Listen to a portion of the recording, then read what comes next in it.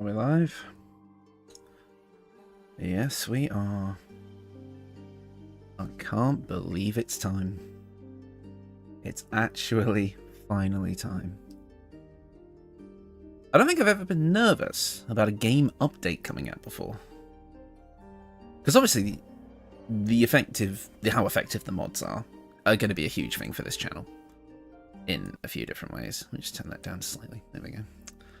Hello to those of you who are here.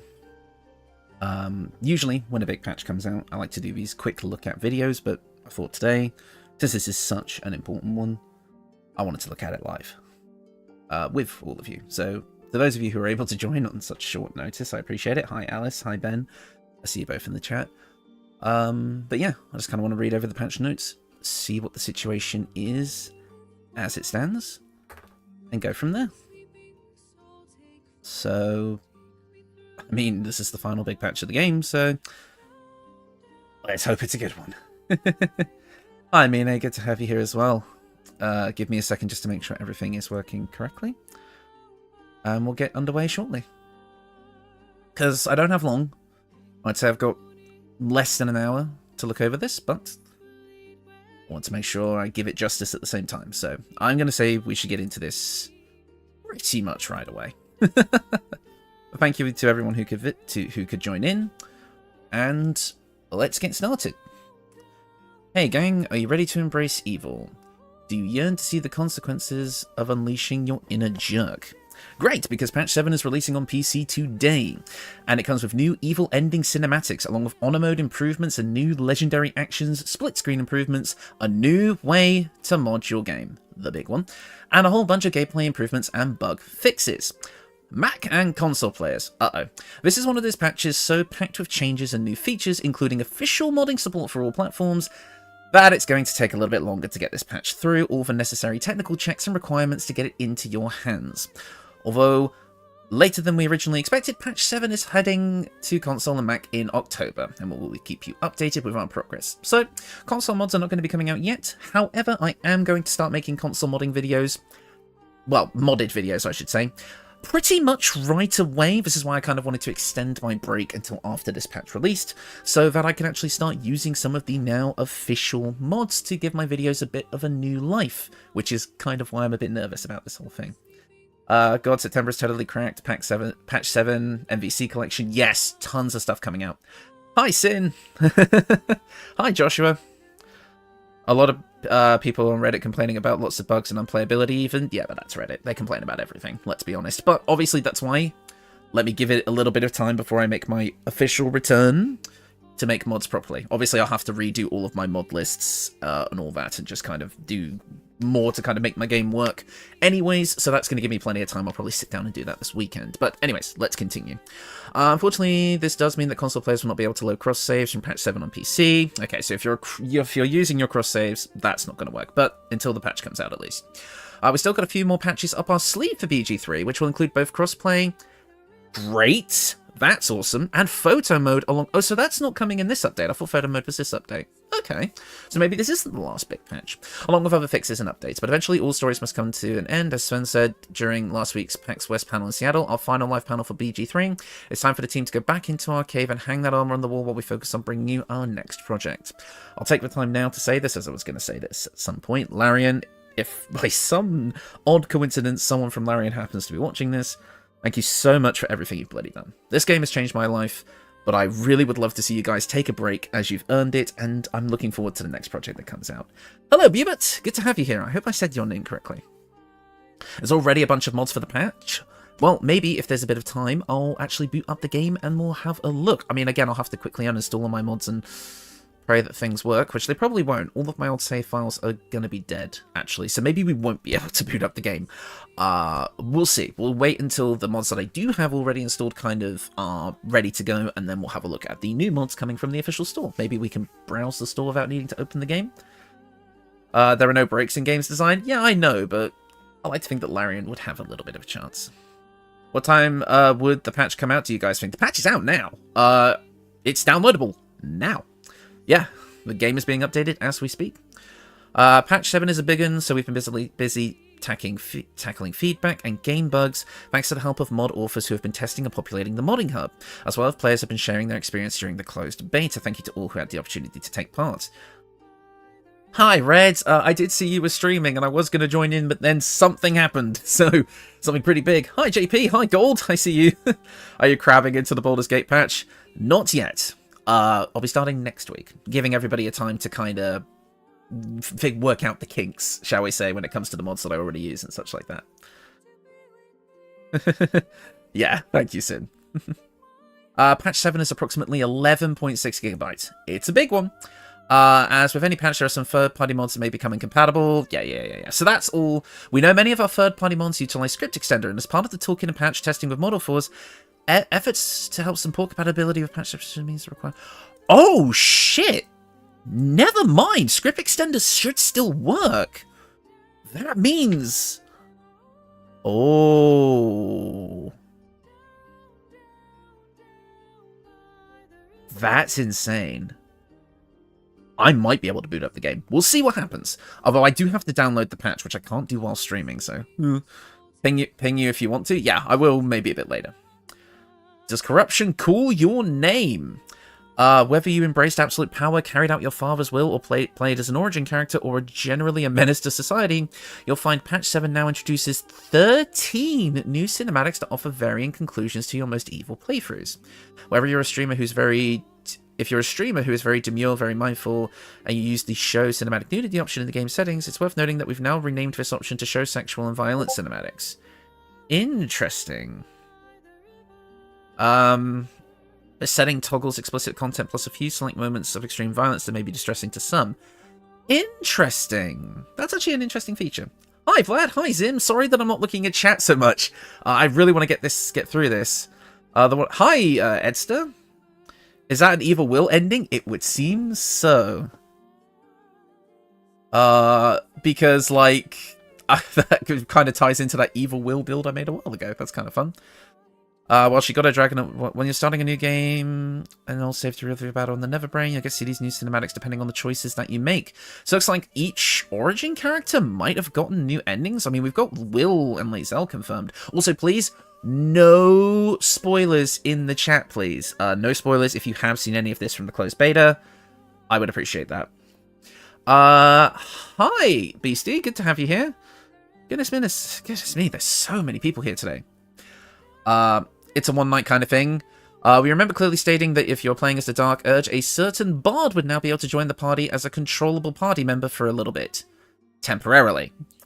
It seems some of you didn't pick up what we were putting down. There are no new companions. There is only death. Althera fans, this is a dark day for you all.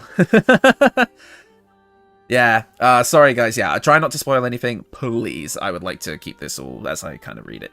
But no, I appreciate that. Common Althera L, High Route, Warif. Yeah, unfortunately. New Honor Mode Legendary Actions. To add to the Nightmare Fuel, we've also made some improvements to Honor Mode combat, like giving Malice Thorm a new legendary action called Grasping Appendage. Lovely. Still haven't done an Honor Mode playthrough yet. I haven't had the time. And here we go. Here's the big one. A new way to mod Baldur's Gate 3. Please note that the Baldur's Gate 3 toolkit is not currently live, but will become available later today. Thank you for your patience. Yeah, I recommend checking the new endings. Oh, I will. We are also bringing you another way to mod your Baldur's Gate 3 saves, with Patch 7 introducing our very own in-game mod manager and modding toolkit, which can be downloaded on Steam for PC players.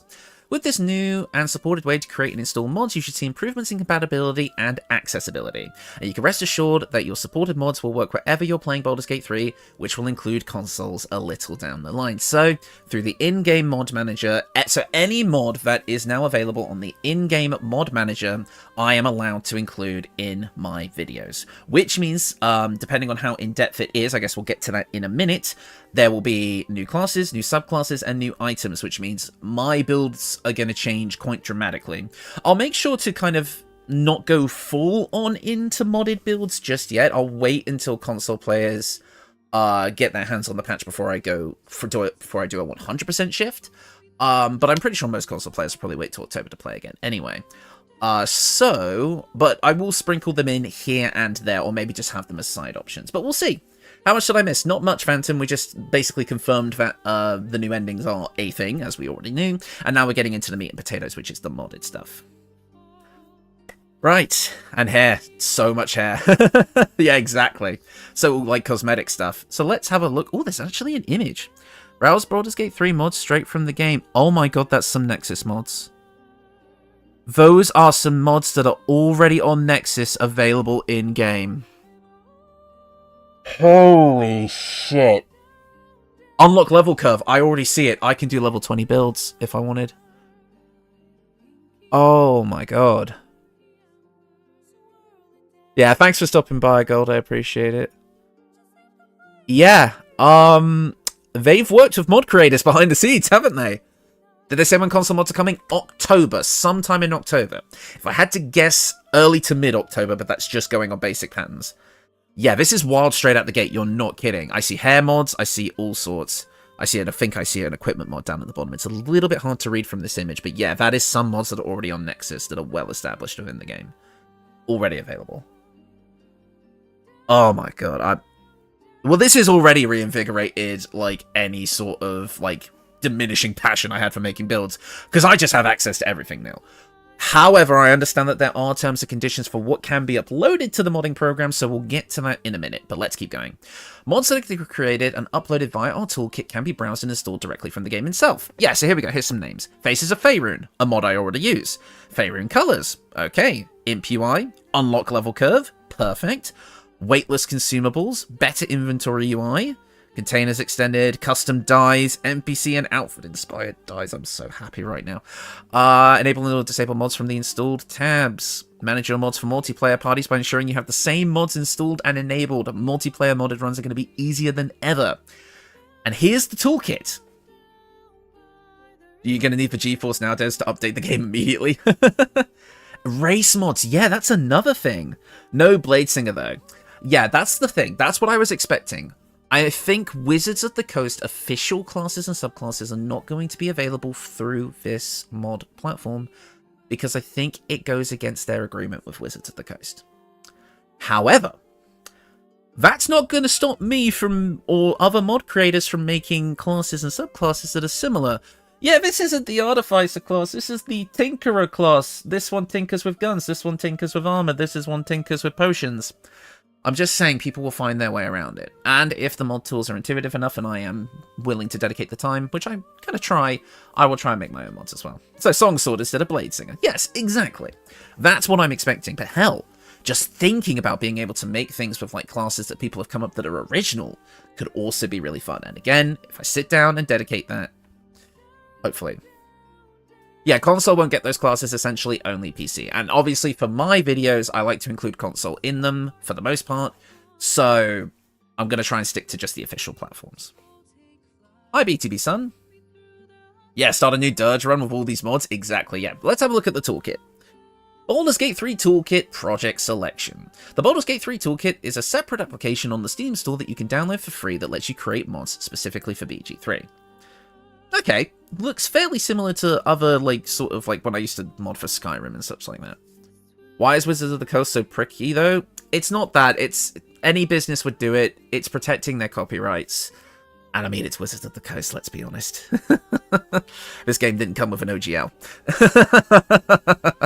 Scripting changes using Osiris. That's not a language I recognize. Baldur's Gate 3 will now officially support some scripted mods using Osiris, our in-house scripting language. This means mod authors will be able to reload their own scripts, handle build errors, and also carry out basic debugging. Ooh, no Blood Hunter. That would be if... I guess that would be if Matt Mercer allows it. I don't know how official Matt Mercer stuff is considered, if Wizards of the Coast has some sort of rights to that. I don't know. That might be down to other people. We will see then. If it gets added, I'll use it. This means there will be no 5e spells mod. Most likely, Monet. Most likely. Again, I hope I pronounced your name correctly. Yeah, so basically anything that directly comes from 5e that is not already in Baldur's Gate 3, because that's part of, like, the OGL, is probably not going to get added, because that is a bit of a legal thing. But hopefully there'll be some information about that here. There's got to be some guidelines that they'll probably show us. Bloodhunter is considered as Unearth Arcanus. Yeah, probably not them. Yeah, cosmetic mods and Party Limit Be Gone. That would be great for console. Yeah, so let's keep going. Publish a mod straight from the toolkit. Whether you want to mod BG3 with supported or third-party mods and mod managers, you'll always have that choice. But if you'd like to give our toolkit a go and try your hand at making a mod with our very own tools, head on over to the BG3 Edit, the Steam page. Wow, BG3 looks different. I'll check that out later. You can do this by going to your Steam library, right-clicking on Baldur's Gate 3, selecting Properties, then DLC, so it's considered DLC, as you can see here, the toolkit data. In the install column, check that the toolkit data DLC is checked. To make sure the tools are selected as showing, use the drop-down navigation in your library bar. So yeah, this is how you would access it from Steam. Oh, a new basketball class. Sorry for any ads on the stream, guys. I can't really control it, unfortunately, with the state that YouTube streaming is in. Although, I don't know how Xbox Series S would handle Unlimited Party. That is the only thing, yeah. I imagine a lot of mods could be quite taxing for consoles, and that is maybe something that might have an effect on what mods get uploaded. Who knows? Yeah, what's the more responsible for that? Yeah, I know what you mean. Getting started with modding, here we are. To help get set up with supported mods, we'll be posting a community update in the not-so-distant future that'll go into some more detail about creating and using supported mods, so make sure to keep an eye out. In the meantime, we've prepared some further guides to help kickstart your modding adventure. Modding guidelines to help you understand what kind of content you can upload. Here it is. This is the rules and regulations as to what is allowed on the platform. This is the big one. This is important, so let's give this a look. The Baldur's Gate 3 Toolkit gives you access to tools that you can use to either make edits or create new items, cosmetics, classes and subclasses, bingo, races, dice skins, UI, spells, so we won't be getting 5e spells, but we can get new spells, scripting changes, so that could be things like basic game mechanics and maybe even cutscenes, as well as quality of life improvements. Oh, in fact, it gives you a bit more detail here. Osiris, our scripting language, is designed to react to player actions and change states in the world, including things being attacked, used, and moved. So yeah, we're not going to get full quest modding, I don't think, but people can make alterations to how gameplay interactions work. User interface, make manager extensions and restyle the game UI, spells, create custom statuses, as well as update spell stats and properties. Cool. Races, create and edit new and existing character races to determine their overall appearance, individual powers, and abilities. So, custom races will be a thing.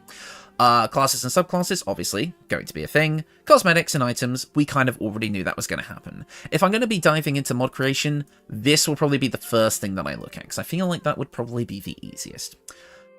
Scripting, while we are hoping to make mods more accessible, increase mod compatibility, third-party modding will still, yeah, we know that. So basically, even if you're using mods from this platform, you can still use all your Nexus mods. So as far as me making videos, as long as those mods get updated, nothing's going to change for me on that part, which is great. Scripting changes. Baldur's Gate 3 will now officially port some scripted mods using Osiris. Yep, we read this already. You'll be able to reload your own scripts. Yep. With scripted mods, you'll be able to explore creating custom spells, items, and statuses. For example, you could create a status effect that, when applied, levels up the target. Okay. Or a spell that, when cast, makes everyone around you flee to safety. So yeah, like those basic kind of quality of life mods that we see, those kinds of things will be able to exist. You can even create an item that summons a character when you throw or use it. That's a Pokemon run. Yours to play around with. We're looking forward to seeing what you create. Okay, so no mention of cutscenes there. Interesting. But here we go. General terms of use. When you upload a mod through our toolkit, it will go through some necessary checks, including general stability, which may stop things like Party Limit Be Gone, and a Terms of Service pass. Should your mod fail to pass these checks, your mod might be removed. Why was my mod taken down? If your mod was removed, it is likely to have broken our TOS. Other players can also flag inappropriate mods, which are then investigated. So basically, don't upload horrific, awful shit. Can I re-up my mod if I change it to comply with the terms of service? You may not always be provided us with a reason as to why your mod was removed. Okay, so they may not always give you an exact reason as to why your mod got taken down. That's fine. Here we go. So TLDR, here's the rundown of the important bits. So this is what cannot be uploaded. Any element of your mod, including but not limited to audio, code, asset, or visual, except for the BG3 toolkit, must be your own original work, or you must have obtained the necessary permissions to use such element. That is their very, very legally coded way of saying No, you cannot upload D&D shit that is not already in the game. Because, of course, you do not own the Artificer class. You do not own the Bladesinger subclass. That is property of Wizards of the Coast. And if you do not have the permission to create and upload that mod, it will get taken down. That we all kind of knew was going to happen. And that is a shame. But I think this is going to also foster a lot of creativity within the community. I'm going to take it as a bit of a positive.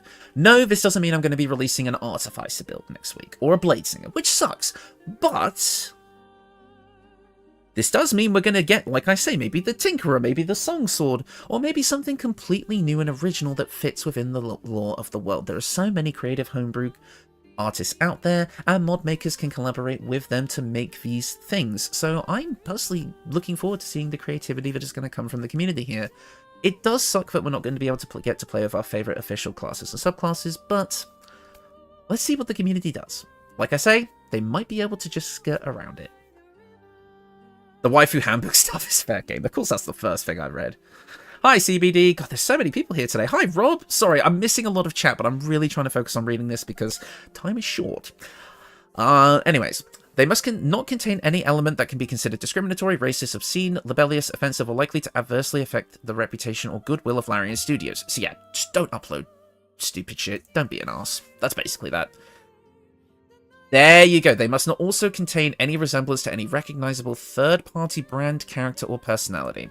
Basically, the next nail in the coffin. But this could also mean things like, you know, there's a lot of Final Fantasy mods out there. Probably not going to be getting those either. They must not contain any malicious code. That's just obvious. And here we go. Mods on consoles. This is another big one. While the BG3 toolkit won't be available to console players, they'll still be able to enjoy a range of mods that become available once they pass through an additional curation process that determines whether a mod includes elements that are not supported. So obviously console mods are going to have to go through a more rigorous process. Mods that won't be available for console include, but are not limited to, mods that add, modify, or remove shaders. That obviously won't work for console. That can cause all sorts of problems.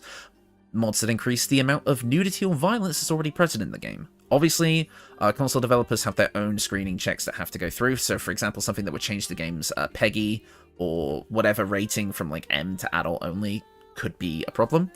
Or like whatever, because there's like the ASRB, that's the one I'm thinking of. But PEGI is the one we have in no Witcher class. No, unfortunately not.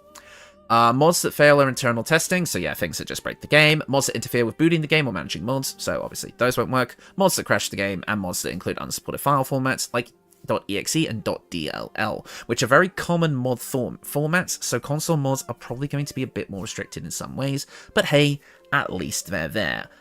I'm just going to say, it's not going to stop me from making modded videos. What works for console works, what doesn't. I'm going to try and make interesting things for everyone. But you could do the White Wolf class. Exactly, Ben. We can see. It's not... Okay, so Vlad, you're calling it censorship. It's not censorship. It's just legal crap. That's what it is. And honestly, they're not exactly saying they're going to censorship things that are, you know, reasonable. Like, this shit would be like if somebody decided to upload, like... You know, like every character is wearing blackface or something. Like, obviously, we don't want that in the game. That's just an example. Like, I wouldn't exactly call that censorship. That's just basic legal common sense. Can I request my mod to be made available on console? If you are creating a mod and want to let us know whether you would like it or to be curated for console, then you can do so by selecting the platforms on the mod.io backend. You can access these through General Settings, File Manager.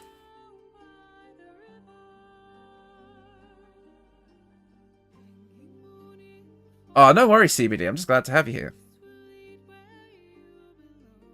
So yeah, basically you have to choose if you think your mod is only going to work on PC or if you want to try and get it made on other platforms. That's basically how that's going to work. I just realized Ryoko's guide content is above board if modders can get D&D Shorts' permission. So again, people who make homebrew content, if they give their permission for people to make mods based on that content, that could come to the game. Wait, no Xbox Series S. Oh yes, that is true. We have Xbox Series S and PS5. It doesn't look like mods are going to come to any sort of previous generation of console. Unless Xbox Series S also includes Series S. They've just decided that if it's going to work on one, it's going to work on both. So, let's not discount Series S just yet, but yeah, there you go. Xbox Series X/S. It's right there, guys. Right there on the image. You got a PS5? Yeah. Once a mod has been, I'm just going to quickly scan over this. You'll see a status of pending approval. Yeah, so this is just about the mod creation concept. We don't need to go, I think, any further into this. This is just how things are going to work. As far as being able to put things on console. Yeah. So there's nothing here. There's nothing else here for us here. This is just the whole how you get it done on console. That's just the extra small Xbox. Yeah. So Xbox Series S is available. Panic over. So this will be a guide for mod creation. I won't get into that here. I'll read that on my own time. And how to browse mods online. Either in-game or on our website. Hello. Let's have a look. Here we go. We've got the mod list. Let's have a look. So here there's clearly a box that you can tick that says... Oh yeah, that probably won't work yet. I just realised. But you can filter by what's available on console, so that will help me if I want to make builds that are console approved. Hi, Heartless Sage. Good to have you here. Let's see. Wait, did you make mods, Hobo? Do you have a Nexus mod page or something? I never made any public mods. I used to fiddle around a bit in my own private time. I used to mod less technically complex games way back in the day. If you Google my name online, you might find some old stuff of mine. But I did test and mess around with like the Skyrim creation kit back in the game. I made some NPCs and items here and there. So I have a very basic, and I mean like baby with a pacifier still in its mouth level of understanding as to how this shit works. But just my general game knowledge, because again, in a very small capacity, I also used to work in game dev, so I have a very, very, very small idea of how all this stuff works, which is why I kind of are giving my 2 cents on this, even though you should absolutely take anything I say with basically toss it in the bin immediately. One really sad thing is no variant human. Well, they'll probably add the kind of like custom race feature. Like if somebody made a mod that like did a like Vitash's custom lineage sort of thing, where it's basically like you can kind of just pick all of the head types, all of the skin colors, all of the extra bits you could add on, and then just get a feat at level 1. I mean, I know there's a mod that just gives all races a feat at level 1 anyway, so just go with that. Your download time just went from 6 to 14 hours. Oh gosh, reminds me of when I used to have rural internet. But let's actually have a look. Adjustable party limit. Well, there you go. There's your party limit be gone, mod guys. It's there. Possibly could come to console. Maybe not. Origin feats.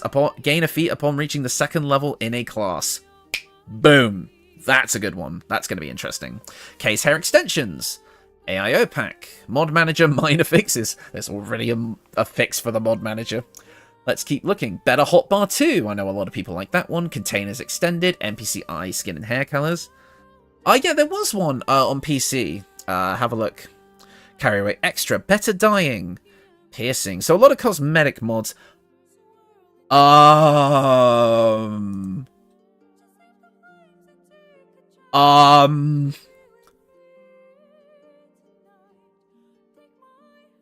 There may still be hope. Because this is an official subclass. Well, shit. This is a little different from 5e D&D's Healing Light, but this is the best I can do at this time. Celestial Warlock, that's an official... And that's on the platform. So until WotC has a kick-up about it, there may be hope. Oh, shit. Not gonna say anything yet, because... I'm just saying... It's a possibility. Hi, Balance. Yeah, exactly. I do agree with you there. No intro, alt hairs, better map, secret scrolls, diamond dice. Yeah, people are going to love their little dice skins. I mean... So it is possible. Let's actually do some sorting here. I'm so excited, guys. Classes and subclasses. Here we go. Other classes. Let's just tick this box and see what comes up. Oh. There's the Mystic. There's the Mystic. The Mystic mod already up and running on this platform. Yeah, taken for further details, see the Nexus mod page. Yeah. So so basically, I'm guessing what's going to happen here is these will be up until Larian gets told to take them down.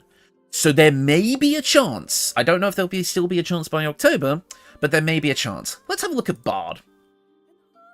Mild Mockery, insult anyone. That's kind of cool. Origin feats, 1D&D spell list editions? I missed that one.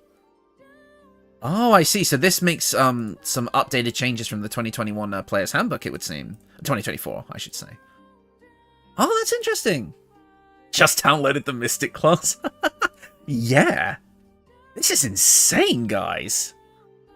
They've really done it. They've actually done it. Druid. Let's have a look at Druid. Wild shape improvements. Wild shape as a ritual.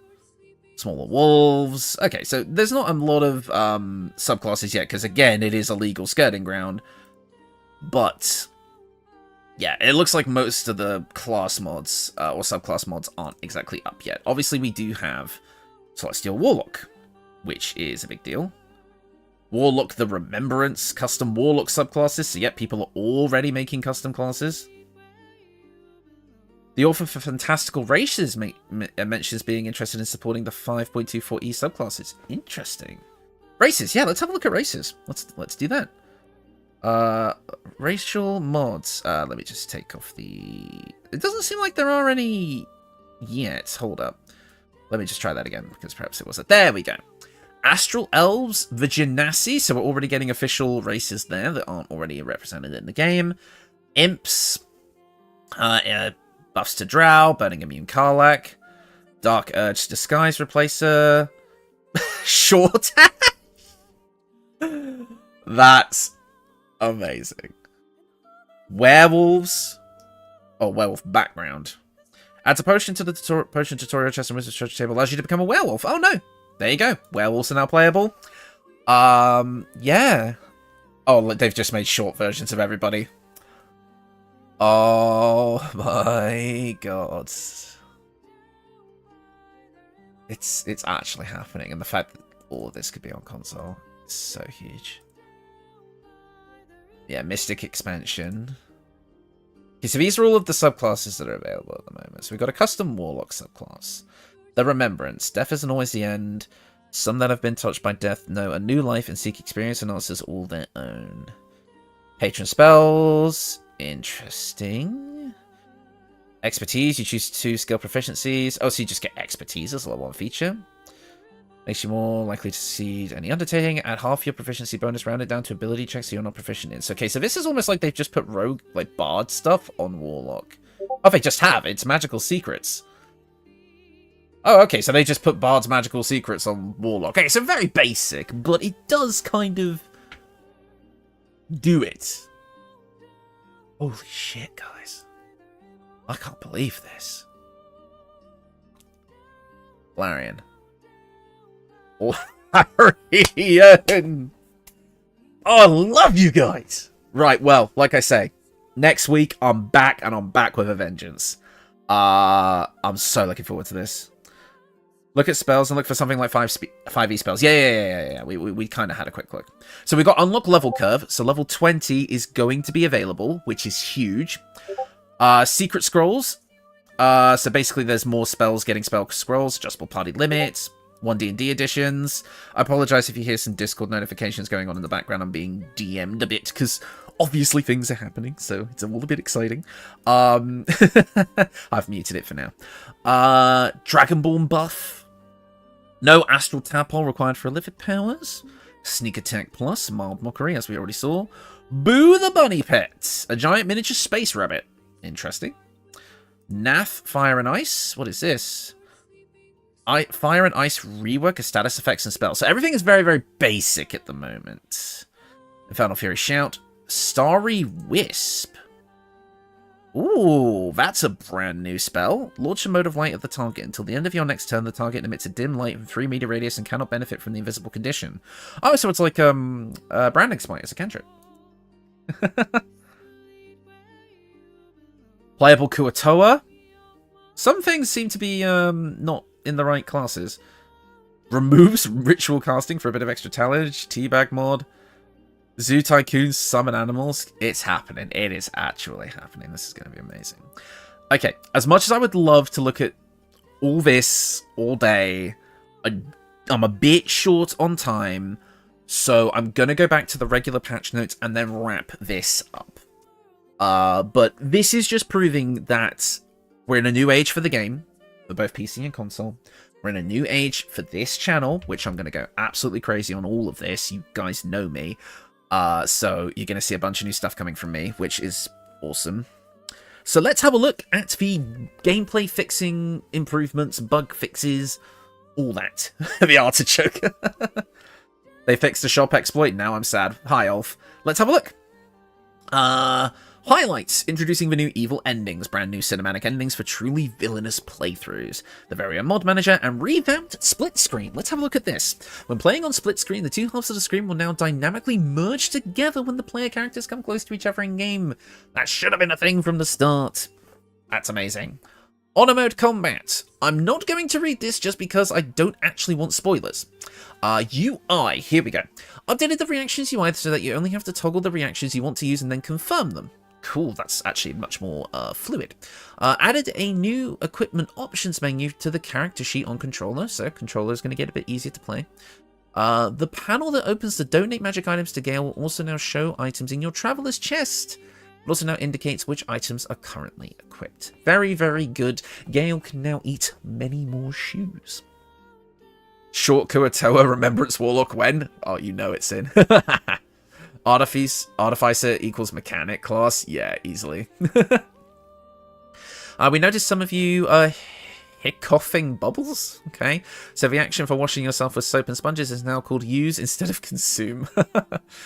Fixed your player character's name getting reverted to custom during character creation if you moved on to create your Dream Guardian and then went back to edit the player character again. Thank you so much. This was so annoying for someone who has to make videos all the time. Fixed the wrong spell ability showing up when selecting a feat during level up. Thank you! That's going to stop so many comments questioning my build making. Consumed a soap. Oh, really? Oh, I didn't know that, man. Art. Added new loading screen in Act 3. Cool. Fixed the skirt part of the adamantine split armor missing for female dwarves. Okay. Fixed the adamantine scale mail clipping on large male characters. Awesome.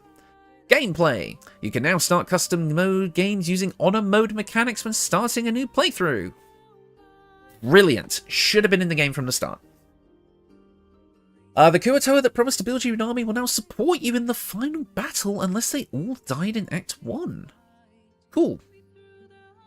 The help that the Gondians promised for the final battle will now arrive in the form of a friendly steel watcher. That's awesome. The hair color options in character creation will now remain accessible if you choose after you choose the bold hairstyle so that you can continue fiddling around with the eyebrow colors. Very good. Overhead dialogues that support multiple player characters can now involve characters assigned to different players. Oh, that's good. This means that there will be more banter among playable characters in multiplayer games. Amazing. Has it broken all the mods? Hi, Quain. Yet to test myself, but apparently not. Apparently it hasn't. Apparently they worked with the creator of Script Extender to make it so that shouldn't happen, but we will wait and see. I'm going to give it a couple of days for everything to be updated properly before I get back into content creation and redoing my mod list. Anyway, 100 plus view. What? There's 100 people here. Why? Holy shit! This is the biggest live stream I've ever done. Bloody hell, guys! Hello, everyone. Good to see you. Damn. Let's keep going. Overhead dialogues that support more. Oh yeah, we just read that one. Group hide will no longer affect summons that aren't linked to the group in the party line. Cool. Change the behavior of selecting camp supplies for a long rest. When selecting camp supplies that are stacked, the game now only takes what it needs from the stack. Interesting. Okay. That's an interesting thing. I didn't realize that was a bug. You can no longer choose the Leap of Faith trial in the Gauntlet of Shar by just clicking the final platform and letting your character pathfind their way there. Shar threatened to smite us if we didn't fix this one. That is pretty funny. Fixed a bug where resurrecting Lae'zel on the beach in Act 1 will cause her to appear in the party line but not in the world, preventing you from leaving Act 1. Okay. Patched up some save games where Gale still had his necrotic aura where he shouldn't on load, and fixed Minthara's body sometimes turning invisible on the level up screen. Okay. Animation. Astaria now has idle animations at camp that aren't just him reading a book. Good. Added a new idle animation for Minsk at camp. Boo may or may not have taught him some Tai Chi. That's kind of cool. Karlach will no longer brush the shaved side of her head, and polish the appearance of neck kisses in the lovey-dovey scenes with Shadowheart. The Sharon path for characters with large body types and Dragonborn characters. Okay. I'm not going to go over this section again. This is all kind of like smaller stuff. Here we go, scripting things. This is kind of where we go. Great timing for the stream. Hi, Travelback. Good to have you all here. Hi, Clever Goblin. Oh my goodness, there's so many people here. Fixed several issues related to resurrecting characters via withers, restructuring the party at night, and automatic camp night scenes that would trap you in an eternal slumber, unable to end a long rest. Very good. I actually ran into that a couple of times myself. Fixed a bug that caused Shadowheart to keep repeating one line when you talk to her after she's resurrected by withers.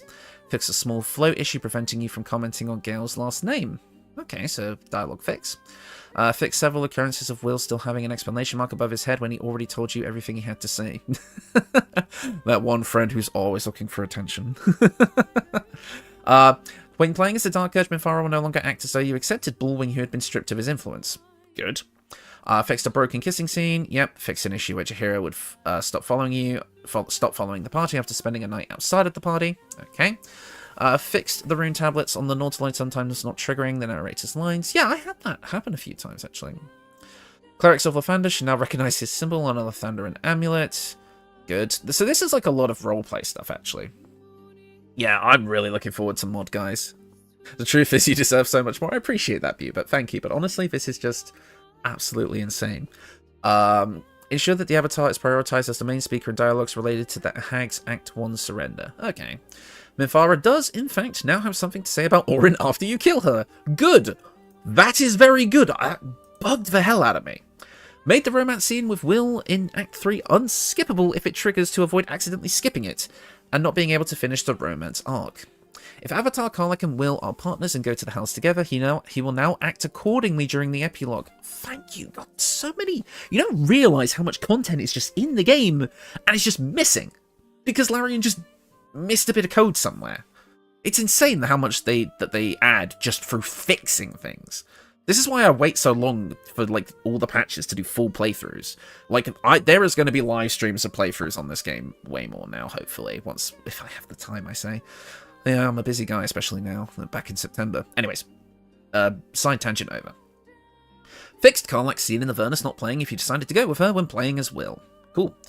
A bug has been fixed so that Will now talk to his father if Ansar is defeated after the Pact of Mizora is broken, but Ravengard is saved from the Iron Throne despite this to decide on his title. Oh, okay. Yeah, exactly, because what that's gonna do, Goblin is gonna, if it's for console, the console patch being delayed means that all the bugs are gonna get ironed out by then, hopefully. Breaking the fade to black after Karlach's scene in the Avernus at the end of the game, which will give you a very big glimpse of the game developer land. That's kind of funny. Now that you can give Gale magic items from the Traveler's chest, he will leave again if you refuse to do so. Right. Patched up some save games that had a bug that prevent the dialogue between Gale and Mystra at the end of the game from triggering. Fixed a bug that let you kiss Gale even if he was in his disguised form before confronting the Neverbrain. Also fixed this dialogue with him cutting off before you could give him a smooch. Oh. Thank you, PC beta testers. Hell yeah. Here we go. Performance. Continued to make performance and stability optimizations across the game and implemented many under-the-hood code fixes. Okay, hopefully the game will be a bit smoother now. Optimized performance. This will have a more noticeable impact in areas with large numbers of NPCs, like for Lower City, and will reduce peak memory usage when loading levels for the first time. It will also be noticeable when managing lots of loot, example when transferring everything from a camp chest to a player's inventory. Thank you. I will take any performance boosts we can get. Honestly, it gives you time to play 14 and Black Myth. Yeah, exactly. Oh, yeah. Well, I speculate, Goblin, that it will come out early to mid-October, just going by Larian's previous track record. Cinematics. Reworked and revamped the cutscene that plays when you interact with Ansar's bones in the Wormway. Ooh. I want to see that. It's one of my favourite cutscenes in the game. Polished facial expressions and emotions across companion dialogues, including to the facial animations of your character during some kissing cinematics, including with the Vampire Lord Astarion. Ooh, Vampire Lord Astarion. I love that title. Crashes and blockers. I'll skip over this.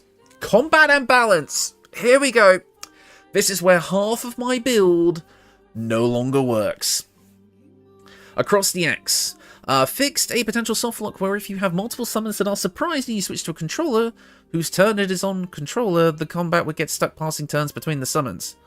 Hello from Brazil. Hello from the UK, Oliviera. Glad to have you here. TTRPG bros are reading good.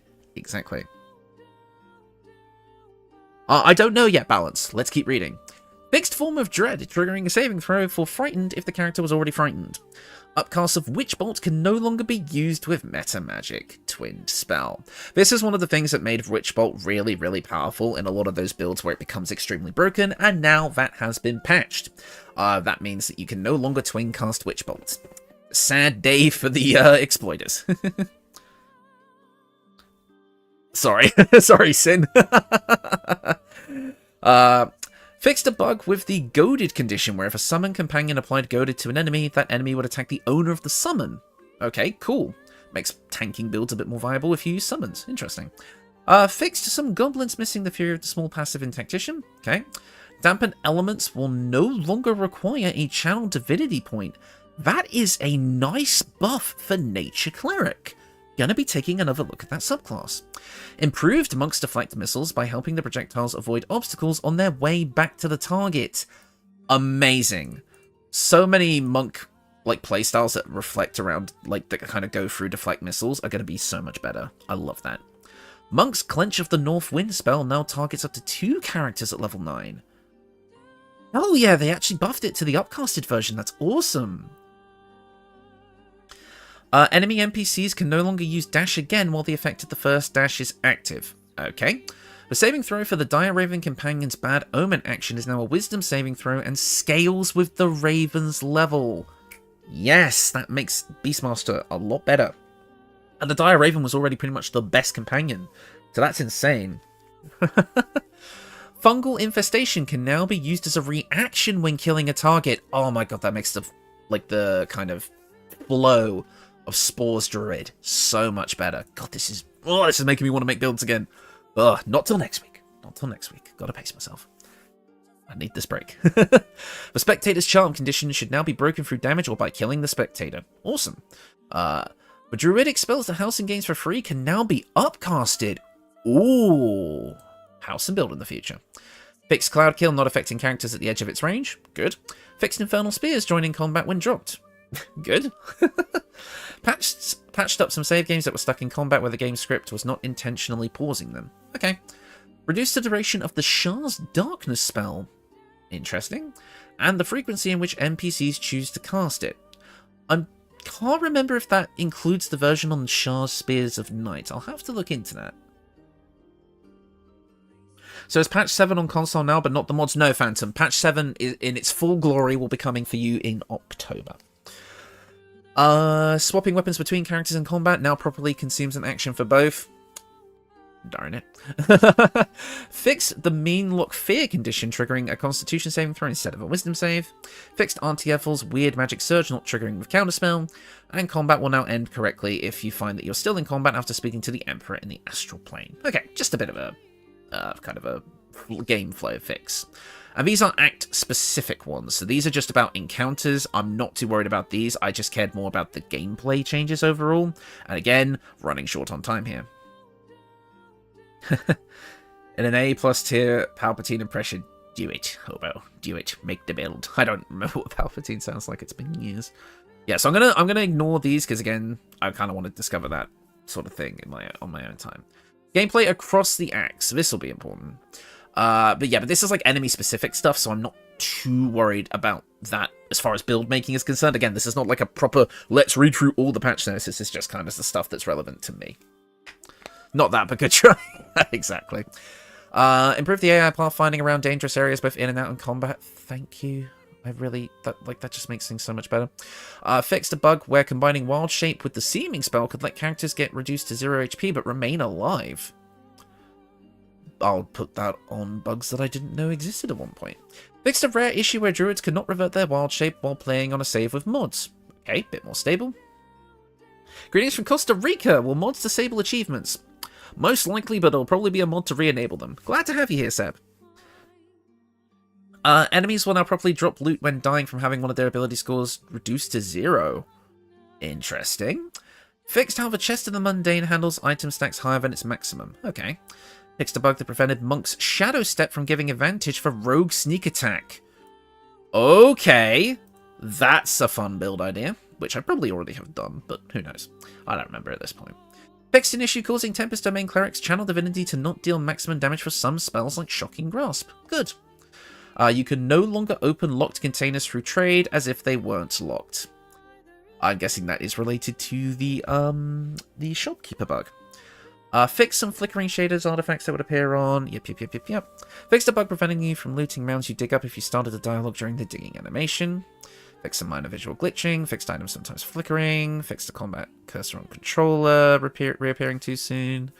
Fixed surfeit lights. Yep. Dialogues blocked barricaded doors. Fixed summons like cats not being able to squeeze through crevices and holes. Good!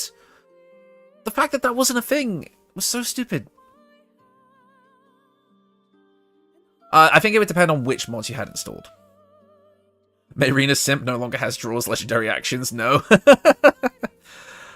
Fixed druids being unable to unequip weapons after long resting while wild-shaped as Myrmidons. Fixed a case where you could end up soft-locked after a long rest if a custom character spent the night outside the camp when they had a camp scene queued up. Dismissing a companion with Scratch's ball will no longer transfer the ball to Scratch after a long rest. Fixed a rare case where custom characters were no longer followed by the controlled player. Fixed an edge case quirk of AI spellcasting by ensuring that it has a source at a target position before committing to a projectile-based attack. So basically what that means is a lot of the times enemies would cast spells that would just hit walls on the way to you. They're going to make sure that that's not going to happen anymore. Rented summons from being able to consume the Noble Stalk. Dismissing hirelings or avatars via dialogue now functions the same way as dismissing companions. Good. When Withers resurrects an avatar, the Dream Guardian will no longer immediately prompt another nearby avatar to loot them for a tadpole. When multiple characters in the party discover a trap or hidden item, only one will comment on it. Okay, fix an issue that allowed multiple party members to learn how to summon Shovel. Just one basket is enough, thanks. Lafander's Light will no longer be able to save companions the Dark Urge was driven to kill. Okay. Fix multiple spots where perception checks were being made through solid objects. Summons will now disappear alongside their owners when you dismiss the latter to the camp. Yeah, that's probably just going to help with performance and such as well. But all knowledge is worth having. Background goal will now only trigger if you read the last page of the Necromancy of Thay. Okay. All Myrmidons except Earth Myrmidons are now ethereal and cannot be thrown. Interesting. Fixed a bug in multiplayer where using Withers to resurrect an avatar belonging to player 2 could load the avatar being unable to rest or fast travel. Okay.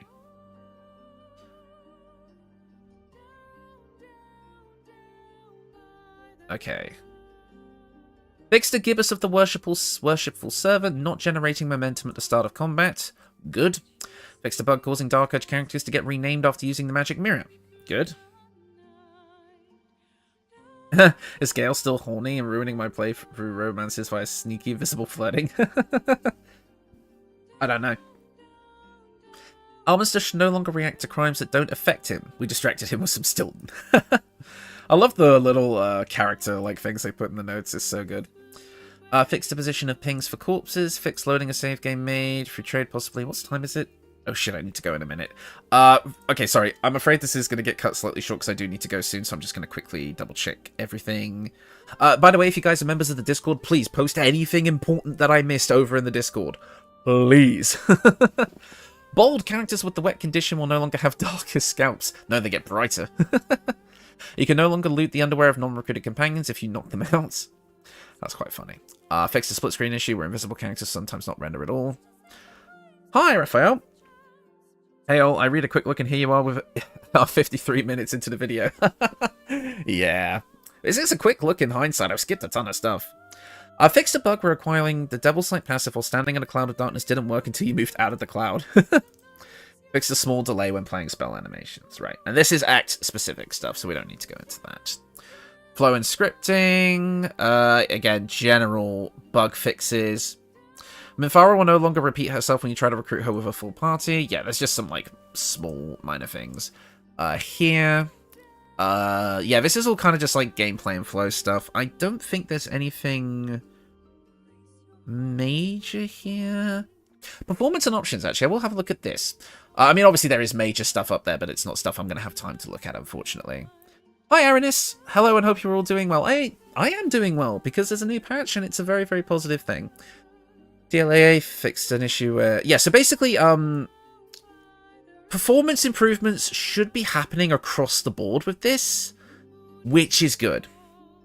Have they fixed the extra attack problem, or that might just be my mods? I don't know if there's an extra attack problem. Not entirely sure. Just some general UI changes. Nothing crazy there. Controller changes. Multiplayer and split screen tooltips, character creation, and level up. Fix the unconfirmed character changes were not saved warning, sometimes appearing after character creation. Yeah, I had that a few times. Sometimes remaining visible. Yeah. Level design, yep. Art stuff, yep. Animation stuff, yep. Again, I'm sorry if I'm skipping through a lot of things here, but I just do not have time to keep going. Here we go, writing stuff, so that's like, some other stuff there. Cinematics, yep. Oh my goodness, is there, like, where are the balance changes? That's what I'm looking for now. What spell would you say is similar to the Maya Scorn ability? I'm not familiar. Oh, that's it. Doesn't seem to be a lot of general balance changes to classes and subclasses and items, which is good. That means the status quo is going to mostly remain, as far as that stuff is concerned, until the mods are in full swing. There were some bug fixes that I was hoping that I would see here, but perhaps I've missed. For example, if we look at... Maybe I could find the... I'm going to look for Wrath. Yeah, that's the only change related to the Wrath status effect, which has a few bugs at the moment. But yeah, unfortunately, that is all the time I have for today. I will obviously the patch notes will be available for all of you to look at. I'm going to copy and paste the link in the description for now if you want to read the rest in more detail for yourselves. But I wanted to kind of get a good go over the main thing, which was obviously how mods are going to be handled in the game, what is going to be possible for modded builds on the channel in the future, and it looks like we're going to be getting new characters visually, new classes and subclasses, and new items. There is going to be a lot of things to play around with, and potentially, if I'm able to learn the modding tools, there may be mod creation streams in the future, and builds with my own mods that I've created. But, Scorn, not Facelock. Ah, okay. Force Conduit still sucks. Well, we can mod new items into the game that give Force Conduit that don't actually contradict each other, like a two-handed weapon and a shield, being one of the, like, 4 options to get Force Conduit in the game. Like, that's the main problem, is there's not enough ways to get it. But, overall, the main thing was the modding tools, the guidelines that we have, and the fact that now this is what we have. And this is what console will have, which means that this channel is going to get a little bit weird with it. Okay. So, yeah. I believe that's all I've got to say, all I've got to look at. We can have a quick look, actually, at this and this, just to kind of get a brief idea. Creating a new mod, creating a first mod project. Once you become a little bit more... Oh, there's such a detailed tutorial.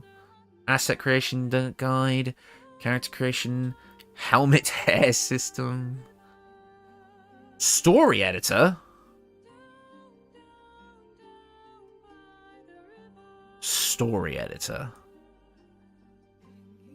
Oh shit, there might be cutscene mods.